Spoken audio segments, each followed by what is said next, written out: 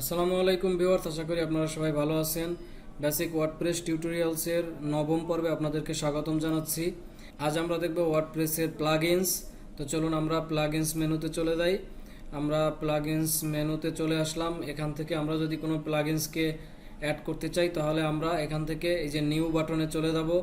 যদি আমরা কোনো প্লাগইনসকে ডিলিট করতে চাই তাহলে আপনারা দেখুন এই যে ডিলিট বাটন আছে, এখান থেকে ডিলিট করতে পারি, অথবা আমরা এই যে চেক বক্স আছে, চেক বক্সে ক্লিক করে এখান থেকেও আমরা ডিলিট করতে পারি। এখান থেকে একাধিক অ্যাক্টিভ করা বা ডিলিট করা, আপডেট করার জন্য আমরা এই বাল্ক অ্যাকশনস অপশন ব্যবহার করব। আর ইন্ডিভিজুয়াল একটি প্লাগইনসকে ম্যানেজ করার জন্য আমরা এখানে ইন্ডিভিজুয়াল বাটনকে ব্যবহার করব। আমরা যদি একটি প্লাগইনসকে অটো আপডেট করতে চাই তাহলে এই যে এনাবল অটো আপডেট এই অপশনটি আমরা চালু করে দেব। তাহলে কি হবে, এই প্লাগইনসটি যারা করে রাখছেন তারা হচ্ছে যখনই আপডেট করবে, তা সার্ভার থেকে যখন এই ওয়ার্ডপ্রেস প্লাগইনসটিকে আপডেট করবে তখন আমরা আমাদের ওয়েবসাইটের মধ্যে অটোমেটিক আপডেট অবস্থায় এই প্লাগইনসটি পাবো। আশা করি আপনারা বিষয়গুলো বুঝতে পারছেন। তো তারপরে আমি একটু মাঝখানে বলে রাখি, সেটি হচ্ছে প্লাগইনস আসলে কি। প্লাগইনস হচ্ছে একটি প্রোগ্রামের এক্সিস্টিং ফিচার। লাইক হচ্ছে প্লে স্টোর থেকে আমরা মোবাইলে যেভাবে সফটওয়্যার ইনস্টল করে কাজ করি, সেইভাবে আমাদেরও ওয়েবসাইটের ভিতরে বিভিন্ন রকমের সমস্যা সমাধান করার জন্য আমাদের বিভিন্ন রকমের অ্যাপস আছে, সেটা আমরা ডাউনলোড করে বা ইনস্টল করে আমরা আমাদের ওয়েবসাইটে ব্যবহার করব। তো চলুন আমরা অ্যাড নিউতে চলে যাই। অ্যাড নিউতে যাওয়ার পরে দেখুন এখানে বেশ কিছু অপশন চলে আসছে। এখানে আছে ফিচার, পপুলার, রিকমেন্ডেড, ফেভারিটস। এখান থেকে আমরা যদি কোনো প্লাগইনস ইনস্টল করতে চাই, দেখুন এখানে এই যে ইনস্টল একটি বাটন আছে, প্রত্যেকটি প্লাগইনসের সাথে একটি করে ইনস্টল বাটন আছে। এখানে ফিচার কিছু WordPress.org থেকে একটি ফিচার আকারে কিছু প্লাগইনস এখানে আমাদের সামনে শোয়িং হচ্ছে। এখন আমরা যদি আমাদের কাঙ্ক্ষিত কোনো প্লাগইনসকে খুঁজতে চাই তাহলে আমরা এখানে সার্চ করব। আর আমরা নিজেদের ডেভেলপমেন্ট করা কোনো প্লাগইনসকে যদি আমাদের ওয়েবসাইটে ইউজ করতে চাই তাহলে এখান থেকে আপলোড করব, আমাদের কম্পিউটার থেকে এখানে আপলোড করে নিব। এবং আপলোড করলে আমরা এই WordPress.org থেকে ইনস্টল করলেও যেরকম কাজ হবে, আর আমরা যদি আমাদের কম্পিউটার থেকে আপলোড করি তাহলে সেমভাবেই কাজ হবে।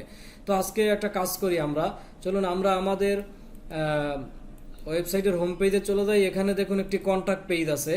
তো আমরা বিভিন্ন ওয়েবসাইটে যদি ভিজিট করি তাহলে কন্ট্যাক্ট পেজে গেলে দেখি কি একটি কন্ট্যাক্ট ফর্ম থাকে, সেখান থেকে মেইল পাঠানো যায়। তো আমরা আজকে আমাদের ওয়েবসাইটে কি করব, একটি কন্ট্যাক্ট ফর্ম অ্যাড করব। সেজন্য আমরা একটি এখানে কন্ট্যাক্ট ফর্ম 7 নামে একটি প্লাগইনস আছে, আমরা সেই শুধু ফর্ম 7 দিয়ে সার্চ করলাম, তাহলে আমরা একটি কন্ট্যাক্ট ফর্ম পাবো। তো দেখুন এখানে আমি ফর্ম 7 লিখে সার্চ করার কারণে কন্ট্যাক্ট ফর্ম 7 নামে একটি প্লাগইনস আমাদের সামনে শো হচ্ছে। এটাকে দেখুন 5+ মিলিয়ন অ্যাক্টিভ ইনস্টল করা আছে, মানে 5 মিলিয়নের বেশি ওয়েবসাইট এই প্লাগইনসটাকে ব্যবহার করছে অলরেডি। তো আমরাও এই প্লাগইনসটাকে ব্যবহার করতে চাই। এখন কি করব, এজন্য আমরা ইনস্টল নাও এই বাটনে ক্লিক করব। দেখুন এখানে ইনস্টলিং হচ্ছে। যখন ইনস্টল করা কমপ্লিট হবে তখন এখানে একটি বাটন চলে আসবে অ্যাক্টিভেট। এই অ্যাক্টিভেট বাটনে ক্লিক করলে এটি আমাদের প্লাগইনস এই অপশনে নিয়ে যাবে। তো দেখুন আমরা আমাদের প্লাগইনস পেজে চলে আসলাম। এখানে কন্ট্যাক্ট ফর্ম 7 নামে একটি প্লাগইনসকে অ্যাক্টিভ করা অবস্থায় পেয়ে গেলাম, কারণ আমরা অ্যাক্টিভ বাটনে ক্লিক করছি। এখন এখান থেকে যদি আমরা এনাবল অটো আপডেট করে রাখি, এই প্লাগইনসটি যতবার আপডেট হবে ততবার আমাদের এই ওয়েবসাইটেও এটি আপডেট হবে, অটোমেটিক আপডেট হবে। তো এখন দেখুন এটিকে আমরা কিভাবে ব্যবহার করতে পারবো। এখানে আমরা যখন প্লাগইনসটি ইনস্টল করি না তখন কিন্তু এই যে কন্ট্যাক্ট নামক মেনুটি ছিল না। এখন আমরা যখন এই প্লাগইনসটি ইনস্টল করছি তখন এই কন্ট্যাক্ট ফর্ম এই অপশনটি চলে আসছে। চলুন আমরা কন্ট্যাক্ট মেনুতে একটু দেখে আসি কি আছে। এখানে দেখুন একটি কন্ট্যাক্ট ফর্ম 1 নামে একটি কন্ট্যাক্ট ফর্ম অটোমেটিক তৈরি করা আছে, ডিফল্টভাবে তৈরি করা আছে। তো এইটাকে যদি আমরা ব্যবহার করতে চাই তাহলে এখানে একটি দেখুন শর্টকাট আছে। শর্টকাট হচ্ছে একটি আইডেন্টিফিকেশন। এই কন্ট্যাক্ট ফর্মের যিনি তৈরি করছেন তিনি এই শর্টকাটটি তৈরি করে দিয়েছেন, মানে হচ্ছে এই শর্টকাটটি আমি যে কোনো পেজে বা যে কোনো পোস্টে যে কোনো জায়গায় আমি যদি ব্যবহার করি তাহলে আমরা এই কন্ট্যাক্ট ফর্মটি পাবো, কন্ট্যাক্ট ফর্মটি দেখতে পারবো। এটি এই শর্টকাটের মাধ্যমে বোঝানো হয়েছে। তো এখান থেকে আমরা একটু দেখি যে এটিকে এডিটে ক্লিক করলে কি হয়। দেখুন এডিটে ক্লিক করলে কি আছে, এখানে একটি লেভেল আছে, your name, your email, subject এবং ইওর মেসেজ। এটিকে চাইলে আমরা আরও বাড়াইতে পারি, এখানে আরও লেভেল বাড়াইতে পারি। তো সেটি আমি অন্য একটি ভিডিওতে দেখাবো। এটি করতে গেলে ভিডিওটি একটু বড় হয়ে যাবে। তো আমরা যে কন্ট্যাক্ট ফর্মটি ডিফল্টভাবে প্লাগইনসে থাকে সেটি ব্যবহার করে দেখি, এবং আমরা যদি নিজেদের মতো করে আরেকটি কন্ট্যাক্ট ফর্ম বানাইতে চাই তাহলে আমরা এখান থেকে অ্যাড নিউতে গিয়ে নিজেরা একটি কন্ট্যাক্ট ফর্ম তৈরি করতে পারবো।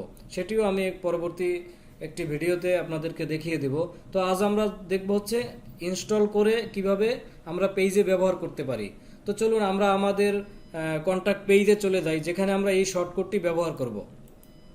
তো আমরা আমাদের পেজ থেকে যদি এডিট পেজে যাই, এডিট পেজে গিয়ে এই শর্টকাটটিকে আমরা আমাদের পেজে আপডেট করে দিলাম।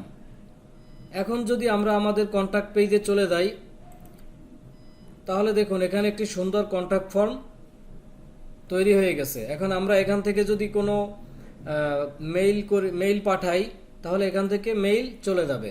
ইউজার যখন এই ফর্মটি ব্যবহার করে আমাদের কাছে একটি মেইল পাঠাবে, তখন সেই মেইলটি কোথায় যাবে, সেই মেইলগুলো আমরা কিভাবে ম্যানেজ করতে পারি সেটা একটু দেখি। সেটা দেখার জন্য আমরা এই কন্ট্যাক্ট ফর্মের উপরে ক্লিক করব।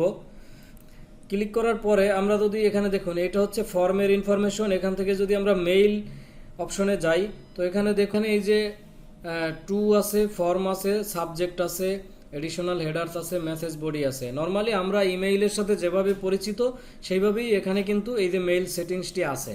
এখানে যে এই যে টু আছে, টুতে বলা আছে দেখুন সাইট অ্যাডমিন ইমেইল, মানে আমরা আমাদের ওয়েবসাইট ইনস্টল করার সময় আমরা যে অ্যাডমিন হিসেবে যে ইমেইল দিছিলাম ওই ইমেইল এখানে অ্যাডমিন হিসেবে থাকবে। তো অবশ্যই এই ইমেইলটিকে আপনারা কি করবেন, ভ্যালিড ইমেইল হিসেবে দিয়ে রাখবেন। সেটি কোন ইমেইল দেখুন এখান থেকে আমরা একটু প্রয়োজনে আবার গিয়ে দেখে আসি। আমরা যদি জেনারেল সেটিংসে যাই, জেনারেল সেটিংসের এই যে অ্যাডমিনিস্ট্রেশন ইমেইল অ্যাড্রেস, এই ইমেইলটিতে হচ্ছে মেইলগুলো চলে আসবে। এছাড়া এটিকে আরও এক জায়গায় দেখতে পারবেন হচ্ছে ইউজার্সের এখানে দেখবেন এই যে রোলে যে ইমেইলটি অ্যাডমিনিস্ট্রেটর হিসেবে থাকবে সেই ইমেইলে এই মেইলগুলো চলে আসবে। তো প্রিয় শিক্ষার্থীবৃন্দ, এভাবে করে আমরা ওয়ার্ডপ্রেসে বিভিন্ন রকমের ফিচার প্লাগইনস হিসাবে ব্যবহার করতে পারবো, যেমন কন্ট্যাক্ট ফর্ম, গ্যালারি, স্লাইডার, এরকম হিউজ পরিমাণ লক্ষ লক্ষ প্লাগইনস এভাবে ফ্রিতে পাওয়া যায়। আপনারা প্রত্যেকে এটি নিজেরা প্র্যাকটিস করুন। যদি কোনো সমস্যার সম্মুখীন হন অবশ্যই আমাদেরকে কমেন্ট করে জানাবেন। Thank you.